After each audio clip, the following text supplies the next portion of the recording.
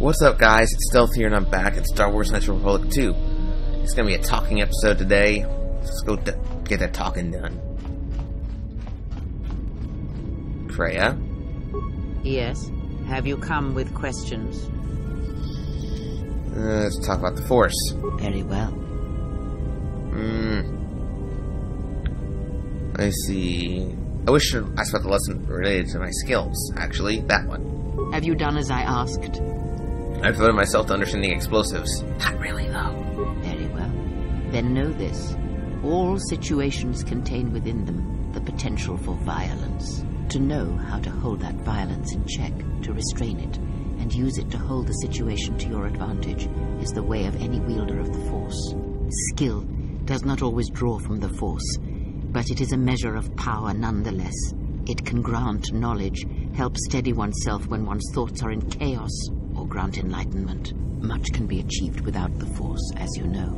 Life continues, persists, and may be helped or harmed as a result. Now I am tired. Leave me to my meditations. I gain a bonus to my weakest and strongest skills, and I recover some of my connection to the Force. Yes? Force, 4, when I heard the thoughts of my companions, I heard something like an echo. Ah, I had wondered if... But your powers are strong indeed. There are places in the galaxy, strong in the Force, light, dark. They are born in places teeming with life, and in places that are filled with death. Worlds whose surfaces are graveyards, whose screams echo through the Force. It is possible for war, for men to give birth to such places, to leave wounds on the galaxy itself. What you heard was the echo of the past, and it travels still. But what is it? The answer will come to you in time. It must, when there is nothing more that you may learn from me, when the ruins of your past have been cleared away and I am no more, then you shall know what it is. And if you do not, then the galaxy shall die, and all my hopes for you will have been for nothing. I'll be going now. I think that's about the extent of anything I could do with Freya. Except for maybe like one other thing, but that's pretty much it. Let's go talk to HK.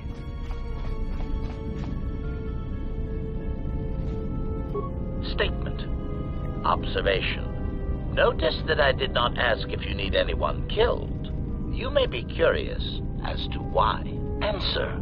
That is because you told me to stop asking if you needed anyone killed. So I have. From now on, I will simply say, I am ready to serve. Yes, ready to serve. In whatever way a common protocol or utility droid might serve. Seems that is my lot in life. Not to kill. Seems like he's a little upset. Yes, that's how I prefer it. Observation. You are indeed cruel, Master. You might as well ask an organic meatbag not to breathe. If you happen to change your mind, however, I feel I must tell you, I will gladly kill anyone you ask. Please, I beg you, just a quick death. A little one, to tide me over until the next firefight we're in. Combat is nice, but the stalking of prey is far more enjoyable. I'll keep that in mind, but I did have some questions. Statement. Alright. I know what the thing is. Who was your previous master? Statement. Master, that is a question that has an extremely complicated answer. You see, I do not believe my master knew who he was most of the time, which led to some confusing situations that could have otherwise been avoided. I'm not sure I understand, though. Clarification. Suffice to say that my master had his ups and downs, and, in my opinion, traveled from a high point in his life to a low point, and then back again to his true potential. He could be a merciless, efficient killer when the need arose. It really made my behavior core glow. And even as a meatbag, my master still had some remarkably efficient droid-like qualities which I admired. He, too, suffered memory problems, as I did. Memory problems? Statement. Oh, yes, Master. As indicated upon my reassembly, my central control cluster is damaged, making recalling my previously stored assassination protocols difficult. I hope that over time I shall eventually reach the status and skill I possessed before I was damaged. What's the last thing you remember? Recollection. The last thing I remember is having my core wiped from the last 5 years. I believe my master was responsible. But why? Answer. Even with my memory impairment, I recall that my master was about to embark on a dangerous journey. Conjecture. I believe there was something about my master's destination that he did not wish me to know. Are you alright? Answer. I am somewhat disappointed that my master did not choose to take me along, of course. Wherever my master traveled, destruction and death were assured. Speculation, but I suspect I was not the only one left behind. So there is some satisfaction that the disrespect was spread through the rest of his whiny, simpering meatbag allies. Whiny? Statement. Oh, yes. My master had quite the collection of tortured individuals that seemed unable to confront their basic personality conflicts. Let me cite some specific examples. Mockery. Oh, Master! I do not trust you! I cannot trust you or anyone ever again! Mockery. Oh, Master, I love you, but I hate all you stand for. But I think we should go press our slimy, mucus-covered lips together in the cargo hold. Conclusion. Such pheromone-driven human responses never cease to decrease the charge in my capacitors, and make me wish I could press a blaster pistol to my behavior core and pull the trigger. I am pleased that this does not seem to be the case with your current entourage. Right. Statement. Yes, well, enough of that painful stroll through what remains of my memories. Was there something else you wish to know? I did have some other questions. Statement. Statement. You see... Nothing, never mind. Statement. Oh, Master, because he was only going to say the master thing. I had a question for you. Alright, what's the problem? Query. I must express some degree of confusion concerning your actions. You are the one who followed Revan in the Mandalorian Wars, are you not? I am. Why? Observation. Well, Master, I was not at Malkior 5 during your near-genocidal reaction to the Mandalorian threat, but I feel that I may have been constructed as a result of that. Do you care to explain? Observation. I believe that Revan determined that mass slaughter on such a scale may no longer be needed to achieve his aims. So perhaps you are responsible for my creation. What? Like I'm your mother? Answer. Oh, please, Master. Even as a metaphor, that idea is repugnant. You are a gland-driven meatbag, while I am of superior droid construction. Clarification. I meant that I was built as a result of the need for a selective killing machine, rather than a crude mass slaughter war droid. So, you were created during the Mandalorian Wars? Answer. No, Master. I was constructed shortly after the beginning of the Jedi Civil War. What side did you fight on? Answer. Oh, Master, please use your imagination. I am an illegally constructed assassination droid designed to masquerade as a protocol droid until I reach my target. Who were your targets? Answer. Well, Master, unless you were operating on my central control cluster, I would be somewhat hesitant to discuss my targets, but I suppose it could do no harm. During the Jedi Civil War, I was responsible for certain strategic targets. For some reason, Revan did not feel that the Republic presented much of a military threat. Aside, I am somewhat unclear as to why this was so, but Revan did have a certain biological instinct regarding such things, so I will simply say that there were probably reasons for such an assessment. Alright, why did Revan consider the Republic not a threat? Answer. Revan felt the true war was against the Jedi. Observation. It was not something discussed with much of the others, but I think Revan recognized that a single Jedi, both in the past and in the present, could turn the tide of a conflict. So my targets were frequently Jedi, or someone close to a Jedi that could result in their corruption or collapse. Revan often assigned me to kill leaders or supporters of certain Jedi so as to erode their will. Why was that important? Answer. Revan saw the pressures of war on Duxon and knew that even in the heat of conflict, Jedi could be broken, not physically, but psychologically. Observation. It is a curious thing to assassinate and wound someone's personality, to assassinate them psychologically, and it took me some time to reconcile the acts. I am much more used to their direct approach. Still, I served well and killed many Jedi.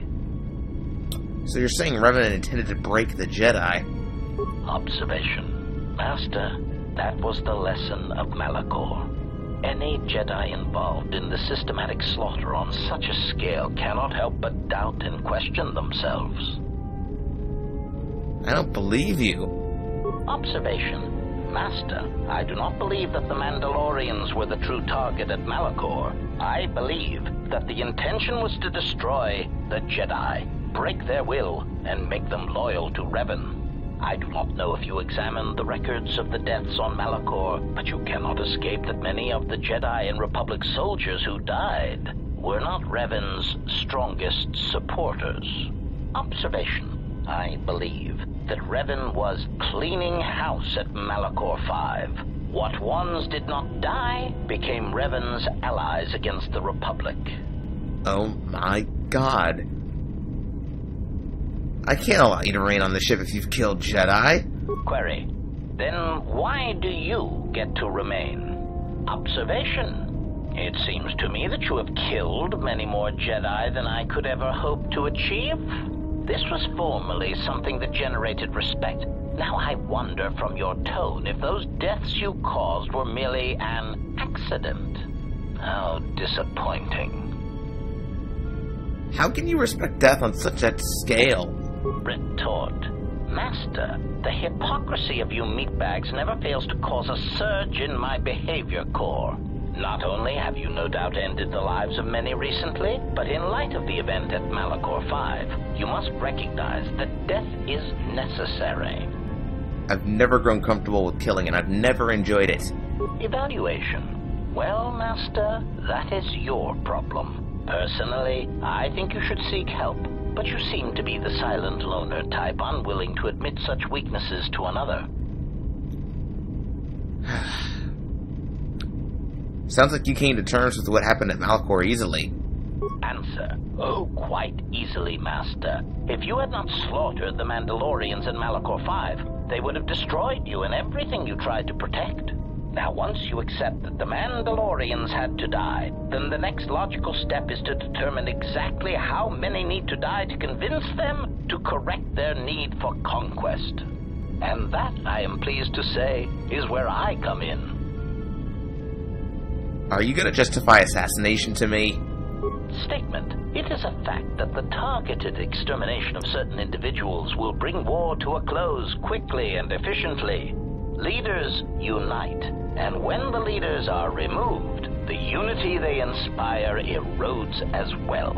You were a general in the Mandalorian Wars, Master. I have seen the records of your battles, and I know that your name was one the Mandalorians feared. It is not solely because of your skill in battle, but the fact that you could inspire others, convincing them to fight to the death in situations where other military leaders would be forced to retreat. Revan often speculated on your leadership in this regard. I believe my previous master had formed some other conclusions concerning you.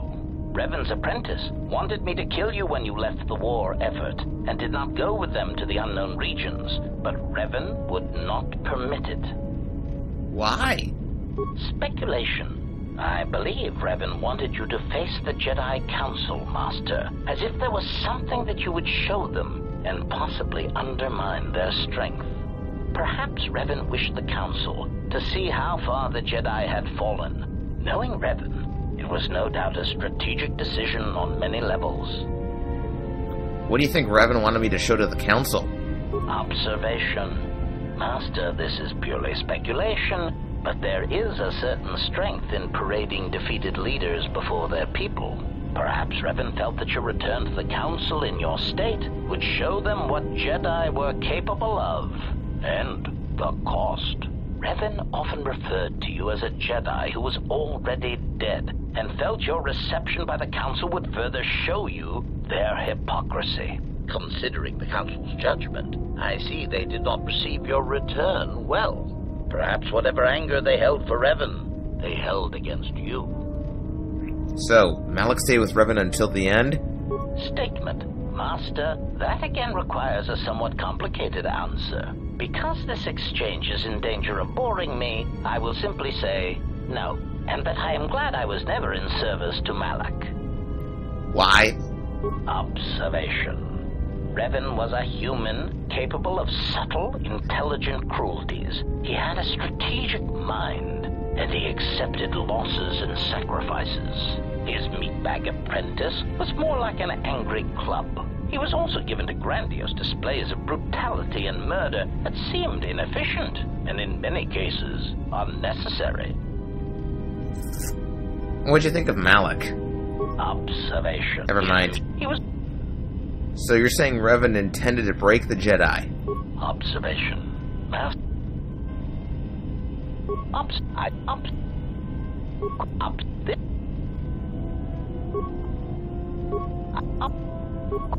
Trying to think if there's anything else. We're not having this discussion right now, I guess. Statement. Yes, Master. I must confess, I enjoy it when you are so authoritative and dismissive toward me. It bodes well for your treatment of our enemies. Aha. Statement. I had some questions.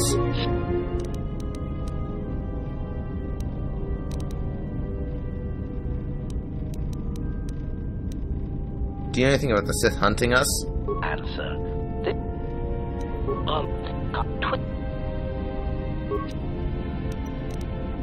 Observation. That's enough. Questions? Is there anything else I can get to with this? Alright, let's try this line. Answer. Master, I think that should wait until I am certain of your allegiance and your intentions toward me and the galaxy. I mean to simply give away trade secrets in such a way? It would be an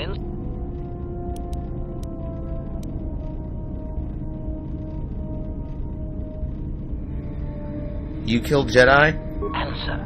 Yes, Master. It wasn't always easy, and I had to adapt quickly to rapidly changing battle conditions. And they would often sever my limbs and my head from my torso, which was an inconvenience.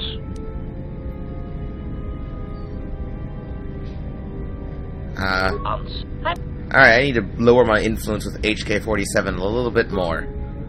That's alright. We'll get there. Let's talk to Mandalore. Because Goto can wait till like another video. Nice ship you have here. Where did you get it? Hard to explain, actually. One thing happened after another, and we ended up with it. Ah, so it's like that. I guess it would be better if less questions were asked about it then. Now, was there something else you needed? What's your take on the Republic? The Republic is a stagnant beast that had been killing its people for years before the wars began. Were it not for Revan's strength, the Republic would already be dead. You seem awfully complimentary of Revan, considering he almost destroyed your people. Only Revan was worthy of our respect. We swept through the Outer Rim without any opposition until Revan assumed command of the Republic forces. Only then did the battle turn. But as you know, only a handful of Jedi fought, while the others cowered in their halls, afraid to meet us head-on. Well, the Jedi did have the reasons for staying out of the war. I'm sure there were good reasons. I'm not accusing you of being a coward. You commanded the Republic fleet that destroyed ours. You were a worthy opponent. Now, is there something else you needed? Well, can you tell me about the Mandalorians? The Republic thinks my people are dead, scattered. They are wrong. You should have destroyed us when you had the chance. As long as one Mandalorian lives, we will survive. Our honor, fortunes, and lives revolve around battle. From our earliest history, this has been our way, as it will be always. Well, I'll say my life has revolved around the same things. Which is one of the reasons I travel with you. It pleases me that you recognize the truth. The Mandalorian clans will be united. Then we will take back our place in the galaxy. But we live in times of action, and I've said enough for now. We can speak of this again later. Now, is there something else? Are you certain the clans will follow you? We have suffered defeats before, but none like our defeat at Malkior. Our spirit may have faded, but it hasn't died. It will burn bright again, like a star in the heavens. Why haven't the clans come together earlier? The end of the Mandalorian Wars was something new and unknown to us. Revan fought us like a true warrior and defeated us on our own terms. Revan embodied our philosophy and showed us our own weaknesses. Then he exploited them. It was a painful lesson. With Mandalore dead, our weapons taken, and our pride destroyed, many lost their way. But I will change that. Has anybody tried to do that before you? Only Mandalore can command the clans. There was no new Mandalore for many years. I can tell you want to know more, but we can talk more later about this. Now, is there something else you needed? How did you become Mandalore? Being Mandalore is the greatest honor for our people. Mandalore's helmet is passed from one leader to the next. When Revan executed Mandalore before our eyes, he cast Mandalore's helmet away, denied it to us. He took Mandalore's helmet and left with it. If he hadn't done that, the new Mandalore would have been chosen that day, but without leadership and direction. The clans scattered, fell apart. So all of this is over a helmet. It isn't just any helmet. It means more to us than your lightsaber does to you, while it wouldn't be unheard of for a new helmet to be created. It was determined to find the real thing. Claiming the helmet is a traditional way for the new Mandalore to be chosen. Even in defeat, we held on to our traditions. So how did you find it? Or, actually I'll ask, did you make a new helmet? No, this is the helmet of the old Mandalore. The same one he wore in the Exar Kun War, and many wars before that. During the Jedi Civil War, I met and traveled with Revan. I was there with him when he defeated Darth Malak, and traveled with him afterwards. Eventually, he told me where he had taken the helmet. He set me upon this path. We can talk about Revan and other things later if you like. You know enough for now. Now, is there something else you needed? If you're the leader of the Mandalorians, I would have thought you were tougher than you are. This is a baited question. I've fought countless battles. Ones most didn't walk away from. The wounds add up, and even the implants are all that keep me going sometimes. I may have been stronger in my youth, and stupider, but now I've got to rely more on my armor, my weapons, and my cunning. Now, is there something else you needed? Yep, that's it. Or can you do anything to help out? I am Mandalore, leader of the Mandalorians.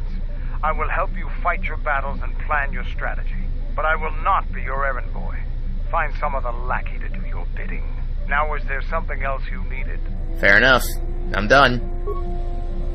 That was the shortest dialogue tree I've ever been on. Thank you, Mandalore, for making my life easy. Quick note, I need to take HK-47 with me on more trips.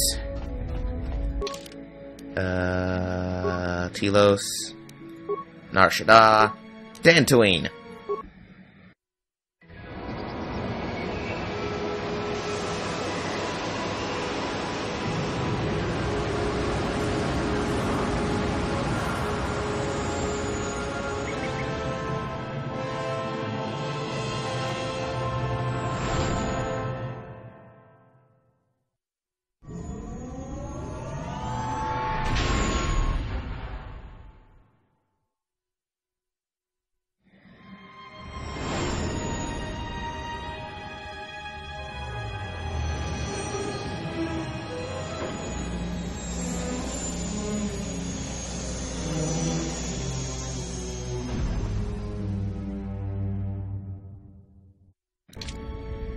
Alright, here we are at Dantooine. No crew discussion about the planet this time. Nothing. Works for me. Let's get going. Alright, HK-47 is a must because I need to lower his influence with me even more. And haven't gotten taken Atten with me anywhere, so let's take Atten.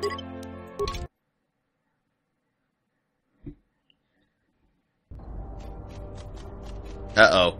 You'll find little welcome here, Jedi. For your own good, I recommend you speak to Administrator Adari, quickly finish your business in Kunda, and go. Could you please answer some of my questions first? I will answer your questions. Who is this Administrator Adari you speak of? She was the agricultural administrator of Dantooine. After the Sith attack, she kept us together.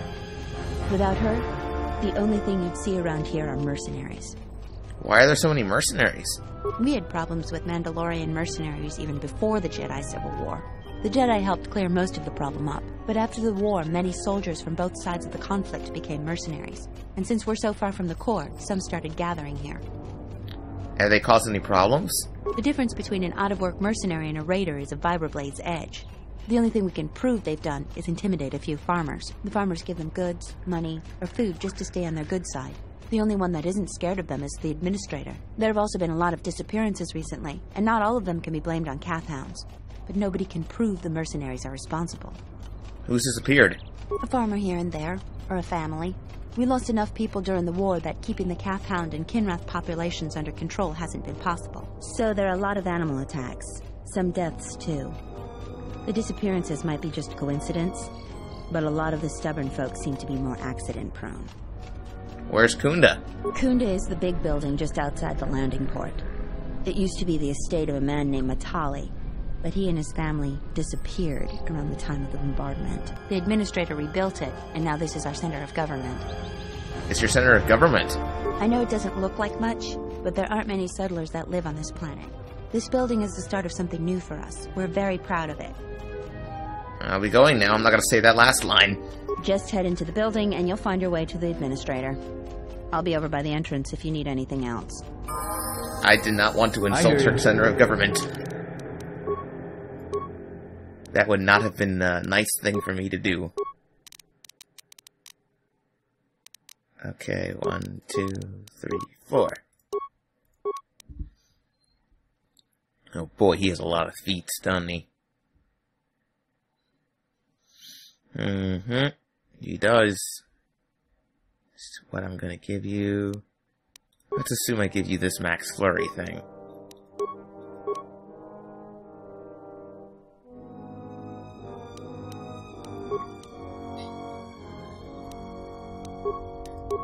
There, that is, let's see.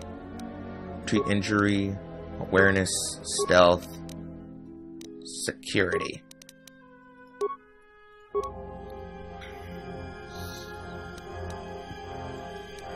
Let's give you conditioning.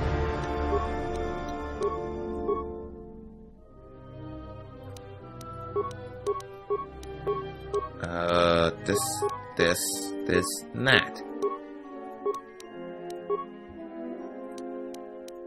Let's give you power attack.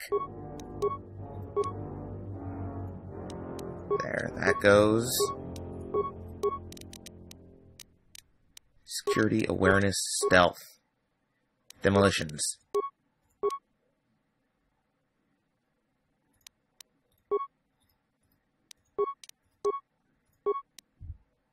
Right, 2 powers. 2 powers.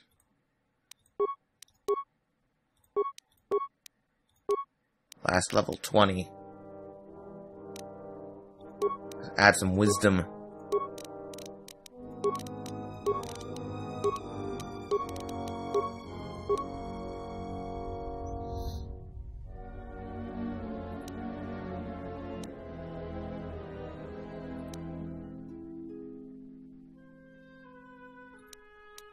I'll add this, sure. Why not?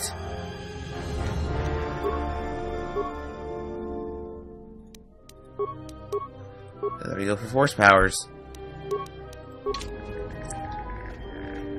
Alright. I think it's going to be it for this video, guys. When we return, we're going to be exploring Dantooine properly. HK. Ready to serve. Where's his rifle? I need to upgrade this still. There we go. That's going to be it for me, guys. I'll see you all in the next video.